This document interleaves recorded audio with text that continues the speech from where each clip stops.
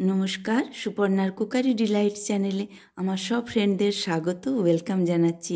আজকে আমি খুব ফেমাস রাজস্থানের একটা পপুলার ডিশ গাট্টা কারি রেসিপি আমার নিজের মতন করে আমি বানাচ্ছি। যেভাবে আমি বাড়িতে বানাই সেভাবেই বানাচ্ছি। এর জন্য আমি গাট্টার ডোটা রেডি করে নিয়েছি। আমি 1 কাপ বেসনের মধ্যে হাফ টিস্পুন জোয়ান বা আজওয়াইন, মৌরি, হলুদ, ধনে পাউডার গুঁড়ো, স্বাদ মতো নুন, লঙ্কা গুঁড়ো আর ময়ানের জন্য 1 টিস্পুন গরম তেল আর দই দিয়ে সমস্ত মশলাগুলো আমি বেসনের মধ্যে ভালো করে এইভাবে মিক্স করে নিচ্ছি। এরপর একটু একটু করে জল দিয়ে আমি ডোটা রেডি করে নিচ্ছি। গাট্টার ডোটা উপরে যাতে হাতে না লাগে আমি একটু অয়েল দিয়ে ভালো করে মিক্স করে নিলাম। দেখুন ডোটা আমার রেডি হয়ে গেছে, আমি সাইডে রেখে দিলাম।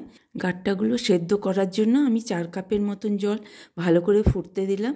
এদিকে জলটাও আমার বেশ ভালোভাবে ফুটে গেছে আর ডোটা আমি ছোট ছোট লম্বা সাইজ করে কেটে 10 মিনিটের মতন সেদ্ধ হতে রেখে দিলাম। এখানে আমি একটা টিপস বলে দিই, গাট্টাগুলো সবসময় ফুটন্ত জলের মধ্যেই বয়েল হতে দেবেন। ঠান্ডা জলের মধ্যে দিলে এগুলো ভেঙে যাবে। কিন্তু গাট্টার উপরের লেয়ারটা বাবলস এসে গেছে, মানে আমার গাট্টাগুলো ভালো করে কুক হয়ে গেছে। আমি এক এক করে তুলে রেখে নিচ্ছি ঠান্ডা হওয়ার জন্য। এই গাট্টা কারি রেসিপিটা এত সুন্দর যে সব কিছুর সঙ্গে খাওয়া চলে। স্যুপের মতনও এটা খাওয়া যায়, ভাত রুটির সঙ্গেও খেতে পারেন বা কচুরি সিঙ্গারার সঙ্গেও এটা খুব সুন্দর খাওয়া যায়। এবার আমি কারিটা বানিয়ে নিচ্ছি। আমি এখানে 1 কাপের মতন ফ্রেশ দই নিয়েছি, মার্কেট থেকে এটা কেনা দই। আপনারা চাইলে বাড়িতে তৈরি করা দইও ব্যবহার করতে পারেন। এর মধ্যে আমি 3 টিস্পুনের মতন বেসন নিয়ে নিয়েছি, ভালো করে দুটো মিক্স করে নিলাম। এর মধ্যে 1 কাপের চেয়ে 3 গুণ আমি জল দিয়ে এর সঙ্গে ভালো করে মিক্স করে নিচ্ছি, নিয়ে ঘোলের মতন রেডি করে নিলাম।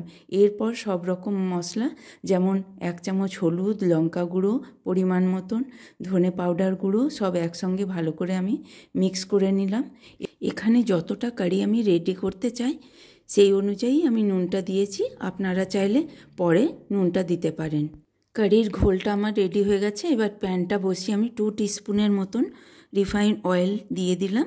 এখানে রিফাইন অয়েলের পরিবর্তে আপনারা ঘিও ব্যবহার করতে পারেন। তেলটা গরম হওয়ার সাথে সাথে ফ্লেমটা আমি মিডিয়াম লোতে করে ফোড়নের জন্য একে একে গোটা সর্ষে, হিং, কারি পাতা ফোড়ন দিয়ে নিলাম। 1 মিনিটের মতন আমি লিডটা ঢাকা দিয়ে রাখলাম, যার ফলে হিং, কারি পাতা আর সর্ষের গন্ধটা তেলের মধ্যে মিশে যাবে। এর ফলে কারির টেস্টটা আরও সুন্দর হয় খেতে। আমি 15 মিনিটের মতন কারিটা এবার ফুটতে দিয়ে দিলাম একদম মিডিয়াম লো ফ্লেমে। এদিকে গাট্টাগুলোও আমার ঠান্ডা হয়ে গেছে। আমি ছোট ছোট পিস করে কেটে এইগুলো ফ্রাই করে নেব। গাট্টার ডোটা আমি গরম তেল আর দই দিয়ে বানিয়েছি বলে দেখুন কত সফট হয়েছে। আপনারাও যখন ডোটা রেডি করবেন গরম তেল আর দই দিয়ে মেখেই করবেন, খুব ভালো হয়, সফট হয়। আর দেখুন আমার এদিকে কারিটাও রেডি হয়ে গেছে। কারিটা একটু আমার থিক মনে হচ্ছে, সেই জন্য আমি একটু জল মিক্স করে দিলাম। কারি সবসময় একটু থিক কারিটাই খেতে বেশি ভালো লাগে, ঘন হলে কারির টেস্টটা আরও ভালো লাগে খেতে। কারিটা আমার রেডি হয়ে গেছে। এবার তড়কার জন্য আমি 2 টিস্পুন ঘি নিয়ে নিচ্ছি। এর মধ্যে গোটা সর্ষে, হিং আর কারি পাতা, একটু লঙ্কা গুঁড়ো দিয়ে আমি কারিটা তড়কা লাগিয়ে নিচ্ছি। এই ঠান্ডাতে ঘিয়ের তড়কা লাগানো গরম গরম কারির মজাই আলাদা। একবার অবশ্যই ট্রাই করে আপনারা দেখতে পারেন। যারা কারি কখনো বানাননি অবশ্যই একবার ট্রাই করে দেখতে পারেন। এই গাট্টা কারির রেসিপিটা যদি একটু আপনাদের ভালো লেগে থাকে অবশ্যই একটা লাইক করার অনুরোধ রইল। আর আপনারা কোথা থেকে দেখছেন কমেন্ট করে অবশ্যই জানাবেন। আপনাদের থ্যাঙ্কস জানাতে পারলে আমার ভালো লাগবে। এই গাট্টা কারির রেসিপি সবাই অনেক রকমভাবে বানায়, আমি যেভাবে বানাই সেই রেসিপিটাই আপনাদের সঙ্গে শেয়ার করলাম।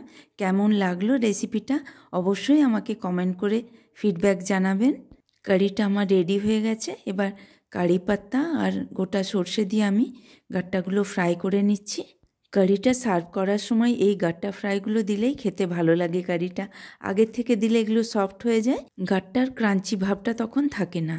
আমার রেডি হয়ে গেল উইন্টার স্পেশাল গাট্টা কারি রেসিপি। আমার এই ভিডিওটা যদি আপনারা ফেসবুক থেকে দেখছেন তো অবশ্যই পেজটা ফলো করে রাখবেন। আর ইউটিউব থেকে দেখলে চ্যানেলটা সাবস্ক্রাইব করে বেল বাটনে প্রেস করে অলে ক্লিক করে দিলেই সব নোটিফিকেশন পেয়ে যাবেন। সবাই ভালো থাকবেন, সুস্থ থাকবেন। দেখা হবে নেক্সট ভিডিওতে। নমস্কার।